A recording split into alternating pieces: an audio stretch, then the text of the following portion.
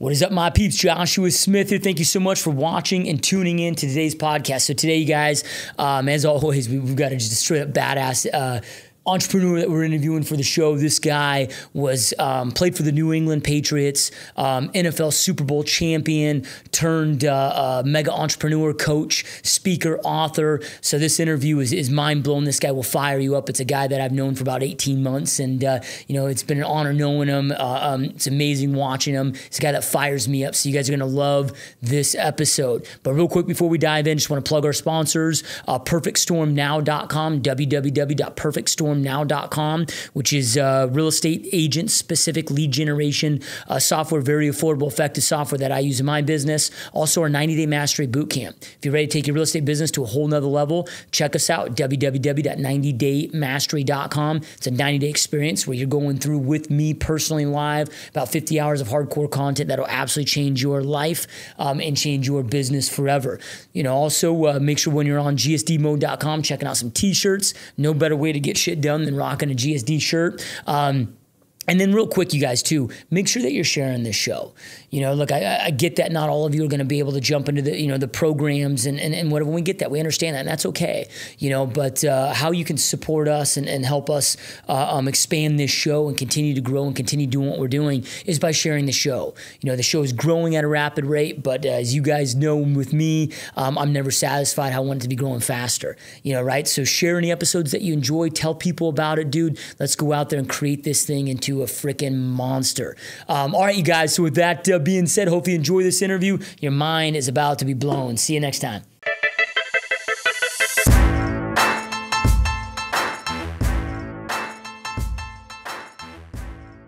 What is up, my friends? Joshua Smith here with another GSD interview, where every single week we interview top entrepreneurs and just straight up top badasses that are out there doing big things with their lives, that are out there creating epic lives for themselves and their families. So you guys, today's guest, this guy I've known for a long time. Really excited to have this guy on. This is a ex-professional athlete, Super Bowl champion, coach, author, coach, and overall badass. So really stoked and honored to have Setema Gali on the show. Welcome to the show, my friend. Brother, great to be here. I'm honored to be on the show. Yeah, dude, this is, we were just talking before we hit the record button, and it's been 18 months since we last saw each other, and every time I see on social media, it's like you keep expanding into new things, so really stoked to hear what you got going on today. I know life's on fire for you, dude. So before we jump into that, dude, because you've been through a lot, you've done a lot, you've accomplished a lot, let's kind of rewind the clocks, man. Rewind the clocks back to, college, and kind of what led you into your journey of entrepreneurship? I've always felt that this nudging inside of me that I was not able to have a job, like I wouldn't be employable. I always wanted to have my own schedule, have my own time freedom, financial freedom. And when I came home from the NFL, it's very clear I went and got this job on these headsets, right? Something similar to this. It was like working for someone. And I was like, I was so unhappy and so miserable. Football, you do the majority of your life. And then when you're done, you retire. It was 2003. I'm like, this sucks. I didn't go to college, get a Super Bowl ring. I have a college degree to hate my life. So I jumped into business. I had a buddy who was doing mortgages. He's like, you should do this. And he showed me a check, and it was like 15 grand. I'm like, dude, did you make that in the last few months? He's like, I made it this last week. I'm like, what? So I jumped in, and then, sitting in mortgages and real estate, money was phenomenal, but I still knew that there was more for me to do than just sit there and make good money, but there was like a passion inside of me. So this has been a long time coming, and I've always listened to this voice within and followed my heart. Now, I know there's a lot of gurus out there who are like, forget about following your heart, just go make money. I'm like, that may work for some people. It doesn't work for the reverend. It doesn't work for me, because I know that when I'm really, really clicking and firing on all cylinders, I'm doing what I love, and I'm helping the people I feel called to help. So this is really the only real job I've ever had was my boss was Robert Kraft of the Patriots. Ever since then, I basically did my own thing, tried to figure things out. I've failed a lot. I've had success. And so here we are in 2016 doing this. So how much of your success do you feel that playing professional football really helped you set that foundation, right? Because you obviously have to be extremely disciplined to play at that level, and any in the arena, right? So, I mean, how much of that do you feel laid that great foundation to go out there and create the success that you've created? Huge. You know, there's a phrase that most everyone knows. It's how you do anything is how you do everything, or who you are anywhere is who you are everywhere. And football, I wasn't the most talented guy. I wasn't the strongest. I wasn't the fastest. So I knew in order for me to get where I wanted to go was going to require me to just outwork people, to outsmart them. When I got to New England, the strength coach, you know, I think he's with the Cowboys now, he said, I was there with another Samoan kid from Colorado State, and he looks at us and he's like, you guys are the weakest Samoans I've ever met. I'm like, I know, but you ain't never seen like these kind of looks before. And it was true. My 40 time was nothing at all. It was like a 4.9. I was super slow, but I found my gifts, which was quickness. And one of the greatest things that I can attribute to football, which is carried all the way with me today, is just hustle. Just work it, get shit done, as you say, and just grind and be willing to outwork people. So football set this huge foundation for me of, I know if I work hard, work harder, work smarter, and master the game that I'm called to play. When it was football, it was football. When it was mortgages and real estate and developments, that was the game. So I've taken that mentality from football, and I just keep chomping at the bit and keep applying. And my dad taught me when I was young. He's like, son, there's really nothing you can't accomplish if you just put your head down and go to work. And that has been true for me. Yep. So in kind of going through each of these transitional phases, I met a lot of professional athletes that have a very difficult time. Like when it's over, they have a difficult time transitioning to success in a professional career for whatever the reason may be. What were some of those challenges that you had to overcome with that, that you were able to push through and become successful in that professional career? You got it. One of this is identity. A lot of athletes, they don't know who they are once football is done, or once basketball or baseball, whatever sports they played. So identity was huge. When I came home, I didn't feel as if I had a lot of value to give in the marketplace. I came home for about a week straight. I laid in bed just depressed, just with like crying, like, God, like, what am I supposed to do now? Like, what is there? What's the plan?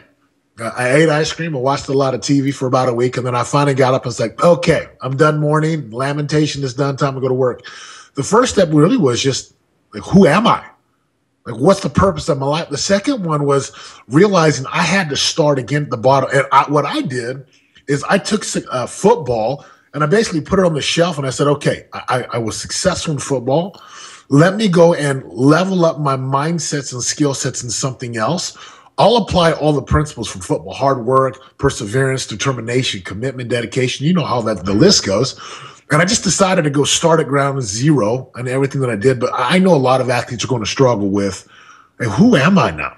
And can I do something that allows me to thrive as I did football? You got to understand, I talked to a lot of guys in the NFL, and they finished and they're like, dude, it's so hard. I was like, I know. They're like, in football, you go to the facility, the secretaries mail everything. You're the man. You're in the spotlight. You have people doing everything for you. The moment you're done, like, you have to get off of that train and start to contribute value in another light. So that would be my biggest thing, is just, figuring out who you really are, and then having the courage to listen and to follow that voice inside of your heart.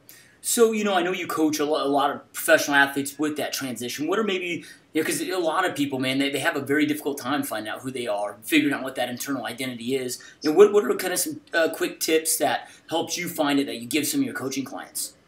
You bet. Well, there's like 5 steps. Like, if this 5-step formula is kind of like an overall thing that I use for just about everything. Number one, I just tell guys, look, just declare what it is that you want. Like, just be real. Just declare, what do you want to do? Number 2, I'm like, just define what's required to go get it. This is like exactly like football. So I'm like, look, you're done playing ball. Now what? And the best thing you could do is not go read like 50 books and go to all these different things. Like, take a step. Seth Godin calls ship it. So I tell my guys, listen, declare what you want. Just tell me. And they're like, I don't know. I'm like, let's just pretend that you do know. Like, do you want to make money? Yes. Okay, there's a start. Second thing, let's just go define what's required to get there. I'm not looking for the whole map. Just give me the first 2 steps. Third thing, I'm like, just decide if you're willing to do this, whether it's business, being an entrepreneur, going and teaching. It doesn't matter, but you got to start now. Fourth step is commit, and the fifth step is stop stopping. And I tell guys, just get started, get moving. Don't sit down. Don't overanalyze and do the whole paralysis by analysis. Get started and have the courage to get moving versus sitting and sulking and wondering and being confused. And I have to remind these guys, dude, you are a badass. You played professional football. Most people never get to that level of being a professional elite athlete. And I just have to remind them, I'm just like, come on. You're a professional athlete. Act like it. Now take it from the field. Let's go put it in the boardroom, the classroom, the gym, whatever it is that you want to do. And once guys remember and remind themselves, dude, I was a professional elite athlete. It's like you're up there with the doctors, attorneys, with the marketers, with CEOs. You are at that same caliber, but they forget that. And then they just go put themselves like, oh, I'm nobody. I'm like, dude, you played at the highest level. So, identity, and then just helping these guys like, what is it you want? Let's go get it. Yep, love it, man. So you jump into the mortgage space, in the real estate space. What made you transition? Because you're one of these guys that is really good at listening to your heart, following your passions. What made you transition into the coaching space? And then also when you make these transitions, when do you know is the right time to listen to that voice? Great questions. Like in 2006, even in 2005, money was great. We were doing well. It was a great time to be in that industry. But I knew in my heart, this wasn't it. I just knew, like, I was sitting there doing mortgages. I had apps coming in. I had team members, and money was flowing like rivers. And I'm like, I was empty. I was just empty. And in 2006, I began to transition out of the industry before everything collapsed. And, you're asking, when do you know? I started to transition when I didn't have to. I had money, I had teams, business was flowing, but I just listened to the voice. Now, this is a concept some people get. For me, it's like you transition when you don't have to. Like, right, the best time to fix the roof is when it's sunny outside, when you don't have to. The best time to double down on yourself is when you don't have to. When you're like, dude, all is well, dude, let's go double down. And then how do you know it's the right time?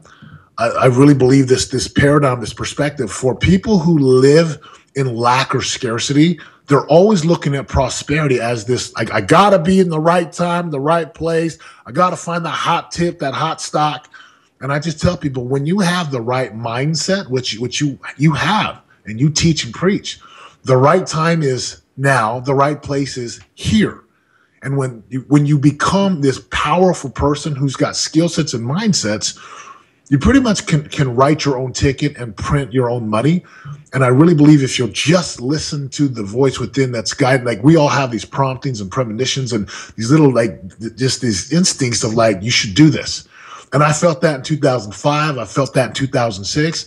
And then I went down this path. And even in 2011, after, I filed a bankruptcy in 2010. I sold my Superbowl ring in 2009. Like, we lost big. And yet in my heart, I always knew I was going to lead people, lead men. I always knew this would be my calling. This was what I wanted to do. And this is what I was called to do. So regardless of the circumstances or situations, it's like, right, you're like, dude, rise and grind. Let's go. Just get shit done. Let's go. And like, you have to develop that. And I felt like that's something I had from football. And here we are coaching and living my passion and loving life. So, you lost everything, right? I mean, bankruptcy, like you said, you had to sell your Super Bowl ring. And a lot of people have experienced that in life. I've yet to meet anybody that's super successful that hasn't had some hardcore lows. I've yet anybody that's self-made anyway. How did you recover from that, man? I mean, because that's got to be a way where a lot of people just kind of slip into hiding and get in a depressed state. How did you transition out of that? I tried hard. I wrote a book back in 2009. I was doing all these seminars. I was buying all these info products, and I was working my ass off. And it was 2011. I was really at my end. I was just like, dude, I can't do this anymore. Nothing was working. Nothing at all. Now, some people would say, hey, that's kind of a sign from God. That's like adversity, and that's good for you. I was like, whatever we call it, I got to shift. And in 2011, I sat with one of my buddies who was doing phenomenally well at this door-to-door, this company. It's a multi-billion-dollar company, Vivint, home automation, and they got solar. And he recruited me. And this was humble pie for me. You got to understand, I was a speaker. I was a mortgage guy, a mortgage banker. I'd done real estate. I'd been very successful. And then I played football. So he was like, come knock doors and sell. I'm like, you must be out your damn mind. Of course, I didn't say that. I just sat there and he's like, well, this is how much money you can make in 4 months. And my eyes kind of got open. I'm like, I'll do it. Now, I was scared, Josh. I'm telling you, I was free. I was like, what if I fail? You got to go cold knock a door, get in the house, sell them, and 45 minutes later, the technician's going to come install this thing. So I went and watched it up in Idaho. It was literally like flat broke. We barely had enough to get up to Idaho. I watched the trainer do it, and I thought, I can do this. I could totally do this. Yeah, I can do this. So off I flew to South Carolina. And, you're asking, hey, how did I get out? Just hard work. Like getting so clear and getting ruthlessly committed. I flew up to South Carolina. I think I had like $50 in my account.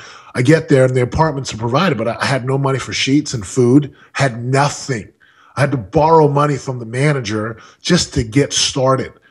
And when we started that knocking season, I committed like no one. No one will outwork me. And I thought about my why. You got to have a big why. Like you hear this big why, the bigger the why, the easier the how. I was so committed and determined. It was do or die. I'm like, dying is not an option. I got a wife. I got 2 kids at home at the time. So off we went. I committed, and I just outworked everyone. It was like football all over again. I mastered the skill set of selling. I knocked early. I knocked late. I'd get into doors at like 10:30 at night. Like imagine 10:30 night, garage is open, big Polynesian dude, rock lookalike walks in, and an hour later, my technician's walking in, where we're like high five, and I'm eating cookies and milk. And I just was so committed. So I know if someone's ever lost or they're on the bottom, like you can get out. You got to find, and this might mean you go get a job. This was like kind of a job, right? Now, if I didn't sell, I didn't make money. We were purely contractors. So, Josh, you're like, how did you get out? Like, I worked my ass off and get shit GSD mode all day, every day. And when I got done with that summer, I came home and I'm like, I'm done knocking doors. I got all this money. And the voice was like, you're going back to knock doors again. I'm like, oh my goodness. So I went knocked again, and we were doing these preseason trips where we'd drive to Texas, drive to Iowa, and we'd get out and knock doors and sleep in a hotel room for 5 days just to call it preseason. And I came home and I jumped into a master's program thinking, hey, maybe my path is in the master's program. And the voice was like, I'll let you go to the master's program, but you're going to go knock a third summer. By this time, I'm in towards my late 30s, and I'm like, I guess I'm meant to knock doors for the rest of my life. I go crush it that year. We have these awesome teams out there. We're in Iowa, Texas, Georgia. We're all over the place knocking doors. And I came home and had a great summer. And the voice was like, you're done. And I'm like, what? I got all this momentum. And my wife is like, don't leave. I don't want to be broke again.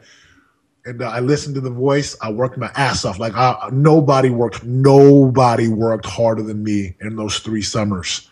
I recruited, I retained, we sold, we taught, we led. And then when the voice said a couple of years ago, hey, it's time to go back and do what you were really supposed to do, which was coach and teach and lead and inspire and write and do your podcast and write your books and just inspire and be a beacon of light. That was it. But I'm telling you, anyone who's ever down, like there's always a way out. Sometimes you got to eat the humble pie, go get a job to restart, go get something where it's like you kind of look down on it. I kind of look down on knocking doors for a little bit. I'm like, people would ask me, hey, what are you doing now? I'm like, I'm doing engineering of security. And they're like, what does that mean? Nothing. And so that's it, man. Just GSD, just working your ass off and being super committed to what you want to do. So how do you get in a situation like that? And I know a lot of guys are in this position where they want to make this move. Their spouse isn't fully supportive of it because you got money coming in. I mean, how were you successful at getting your wife to buy into this and to let you go down this other path? It wasn't easy. We kind of went to war. She was like, I think she thought I was the craziest guy because we had great things set up at Vivint. And it took me to basically tell her, I'm going to do this. And then I went and hired some coaches, right? I went and hired a few coaches to help me make the move. And the fastest way that I could convince and persuade and influence my wife was to start bringing in cash. That was it. Telling her what I was going to do and putting up my goals on the board and all that stuff was nice. She was at a point where she's like, just show me the money. Yeah. So the sooner I could just bring in cash, AKA hunt the buffalo, and just tell my wife, here you go. Here you go, baby. And then like she couldn't say anything if I continued to just stockpile cash into her account and give her certainty, because women, right, they want that security. They just want to know, okay, money's coming in. I don't care what you're doing, but just let us pay the bills and get ahead. So that's really what it took. And it wasn't easy. My wife, she didn't want me to coach.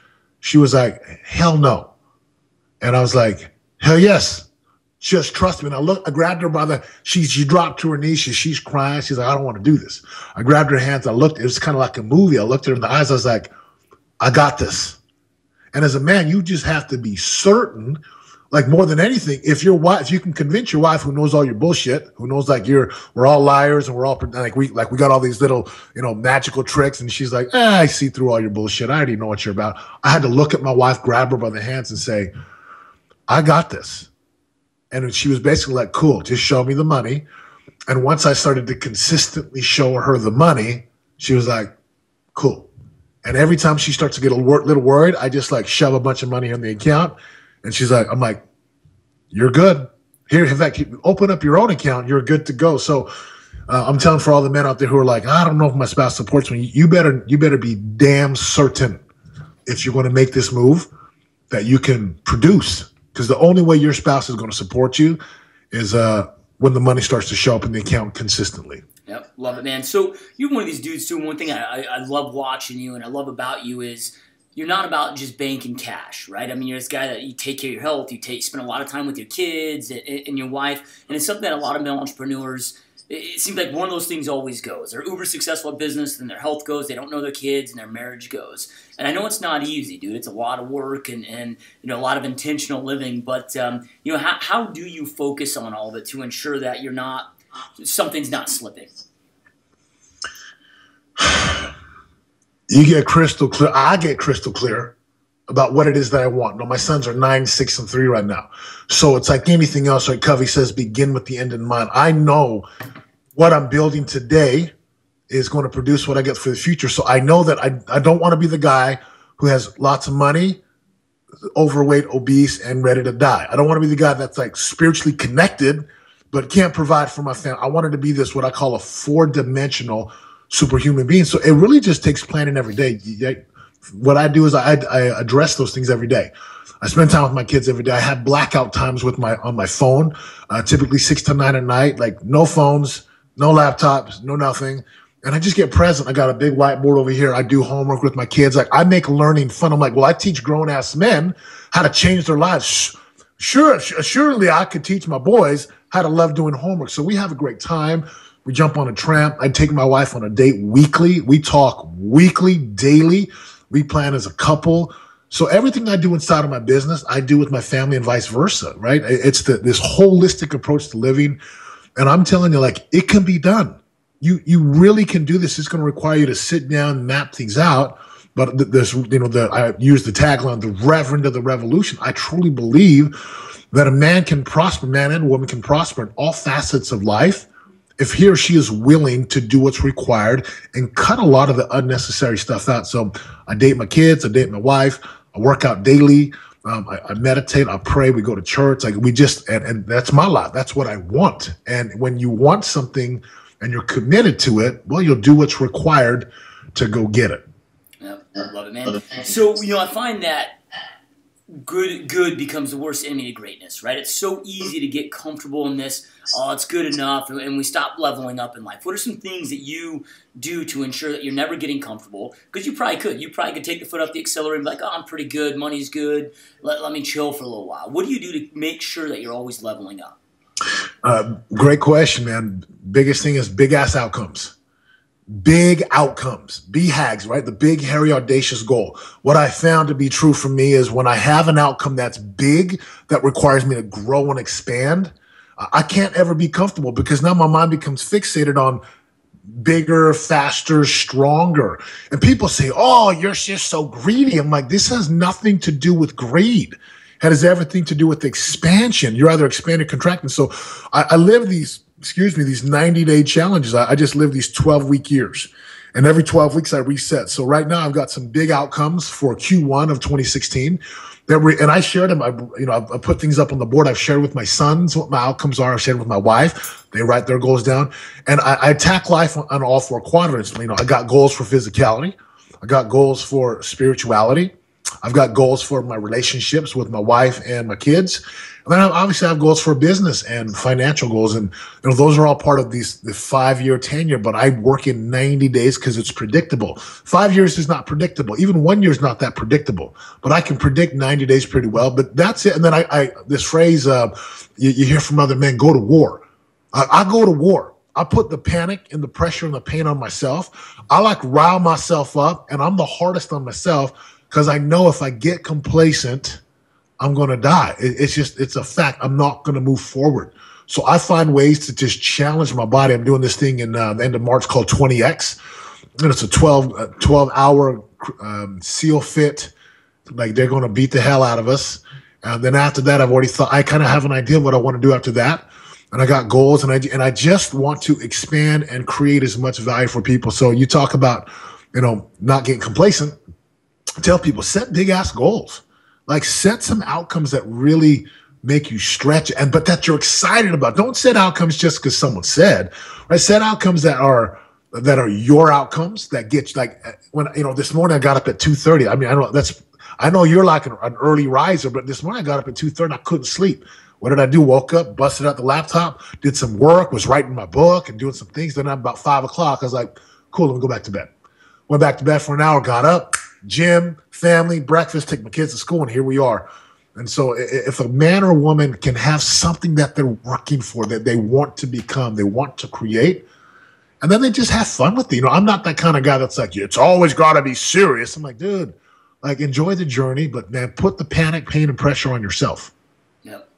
Love it, man. So, I know you got to get jamming soon, so I got a few last questions for you. But before we do that, dude, because I don't want to leave this out, how do our listeners learn more about you? If they want to go check out your book, I know you do a lot of high-level one-on-one coaching with a lot of entrepreneur men. I highly recommend our listeners go out there and look into it, check you out. Where do they learn more about you? If they have questions for you, how do they get in touch with you? Well, SetemaGali.com, Setema, Setema Gali.com. A really simple site. I've got a podcast that I'll be launching. Part of it's just inspired by the GSD mode, and I saw you doing this, and that voice was like, dude, you need to go launch a podcast. I'm like, okay. So I actually just shot the first few episodes, and that'll be launching here in the next couple of weeks. But if they just go to SetemaGali.com, follow me on Facebook. I'm heavy on Facebook, or follow me on Twitter. And then once the podcast launches at my site, SetemaGali.com, that's going to have the hub for everything from the book. There's obviously high-level one-on-one coaching, but I've also got group coaching, and just follow me on Facebook. Love it, man. So self-development, because I know that you're a guy that's all about growth, all about expansion. How important is self-development to you, and what does that look like in your own personal world? This is a big part of my life. I know that if you're not expanding, you're contracting, and life truly is about expansion. Like, the purpose of my life is twofold: expansion and value creation. So what does that look like? I study something every day for my business. I study something spiritually. For my religious beliefs, my spirituality. I meditate daily. I pray daily. I worship on Sundays. I work my body out. And then I stay in touch with family and friends, and really close family, by sending them messages, whether it's a video, an audio, a text message, an email. So I hit this every day. Like, every single day, I call it my rituals, routines, and rhythms. Just like an athlete, you're building these muscles. And so just like you, I study, I listen. I got these, my beats. This is what my day looks like. So I get up about 5:30 typically, unless I get up earlier. I put the headphones in. I drop the audiobook on, brush my teeth, wash my face, contacts in. I consume about 15 to 20 minutes. I don't listen for time. I listen for content and principles. I hit the gym, come back, and I'm messaging my wife, my kids, my parents. I'll shoot my parents videos, and they're in their 60s, and they love it. They're like, oh, I love the videos you send me, son. I was like, I love you too. I teach every day. I use Facebook to teach. I meditate every day, and that's pretty much it. I keep it really simple. You know, I don't try to hit home runs every day. I just keep it simple. So I take care of my body every day. I address my body, address my spirituality through scripture, journaling, meditation, worship. I address my relationships by keeping in touch, emailing, these messages, but keeping those relationships strong and watering it. Water what you want to have grow. And then I do business every day, right? If you're not making money, you're not solving problems for enough people. So you got to go create value for people. And the way to create the most value, increase your personal value, AKA personal growth and development. Yeah, well, dude, it's that daily work. You know, it's like Jim Rohn said, it's an apple a day, not 7 apples on Sunday. Yeah. Amen. Yeah. So, man, I know you got to get jamming, man. I really appreciate you being here, and I know how busy of a man you are, so greatly appreciate you taking time out of your busy day. But real quick, before we leave, man, this podcast was designed, you know, because we're in this era where there's too much information. It's like people really need to be on an information diet, and I got sick of hearing all this theory-based teachings that exist out there. So the podcast is interviewing the doers, man, guys like yourself that are out there doing it, that are in the trenches, that are truly going out there and getting results for themselves and for their clients as well. So with that being said, man, do you have any last words of inspiration, motivation that you'd like to leave our listeners with so they can go out there and create an epic life like you're creating for yourself, man? Yes. Do the work. Do the work. Ain't no one coming to save you. No one's going to come rescue you. No one can live your life for you. Just do the work. And if you'll just do it every single day, like find one thing and execute on it, you'll realize and you'll see and recognize how far you can go by hitting those singles. So that's it. My only advice is do the work. Do your work. Do what you're supposed to do, and drop the stories, and you'll create an awesome life of real radical results. So Josh, I want to say thank you to you for what you do in the marketplace and for the people you inspire. It's a beautiful thing to watch what you're doing. So keep it up. And I'm honored to be a part of the GSD Mode podcast. Yeah, thank you so much, man. Truly means a lot, man. And to our listener base, I know we end every podcast with this, you guys, but information without implementation is the start of delusion. Information is not power. It's taking that information, implementing it, taking action on it in your world creates power, right? So you guys heard from a massive badass today, right? Professional athlete, Super Bowl champion, to a successful serial entrepreneur, coach, author. Take something that you learned today, implement it into your life to go out there and create that life that you want and deserve. And Setema, man, this has been a huge honor, brother. Appreciate you being here, dude. This has been a great time, and we'll have to do it again soon, man. Thank you, my man. Go get it. GSD, boom, boom. All right, there it is. All right, we'll talk to you guys next time.